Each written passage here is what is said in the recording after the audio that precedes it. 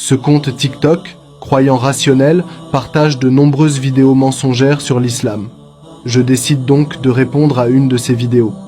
Il faut savoir que les hommes et les femmes n'ont pas besoin de prier dans des lieux séparés, je t'explique. Le prophète sallallahu alayhi wa sallam a dit: les meilleurs rangs des femmes sont les derniers et les plus mauvais sont les premiers. C'est-à-dire qu'à l'époque, les hommes et les femmes priaient dans la même salle et donc les hommes devaient être devant et les femmes priaient derrière les hommes. Or aujourd'hui, les femmes prient souvent dans un lieu séparé des hommes, souvent à l'étage ou bien dans une pièce séparée. Et Cheikh Al-Albani explique qu'il n'est pas d'avis que cette séparation totale soit légiférée en islam. Il cite dans sa vidéo une parole du prophète dans le Muslim au numéro 440 qui dit que les meilleurs rangs pour les femmes sont les derniers et les plus mauvais sont les premiers. Il s'appuie sur ce hadith pour dire que les femmes prient ensemble avec les hommes dans la même pièce. Il prétend que c'est aussi l'avis du savant Al-Albani. Bon, déjà il faudrait nous donner la source que Al-Albani ait vraiment dit ça.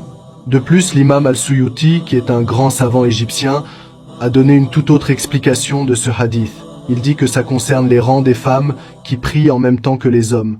Elles prient en même temps mais séparément, pas avec les hommes. Du coup, il est faux de dire que les femmes et les hommes dans l'islam peuvent prier ensemble dans la même pièce à la mosquée. Donc, c'est bien différent de l'explication farfelue que nous donne Croyant Rationnel, qui présente sa propre interprétation de ce hadith. Également, le prophète a dit que la prière est annulée si un âne, une femme ou un chien noir passe devant celui qui prie. Et enfin, concernant cet homme qui prie dans la mosquée, c'est une scène rarissime, mais il a sûrement dû avoir l'autorisation des responsables de la mosquée pour y entrer, et même si nous avons des croyances différentes, ils adorent comme nous un Dieu unique et sans associé. Pour finir le débunkage sur cette dernière partie de vidéo, oui, il est possible que cet homme qui fait sa prière judaïque dans la mosquée ait bien eu l'autorisation des responsables. Mais ce n'est pas pour autant un acte encouragé dans l'islam. En effet, le grand juriste hanbalite de 1125 avant l'hégire Ahmad al-Mankour dit que la prière derrière un pécheur est valide, mais elle est détestée par précaution.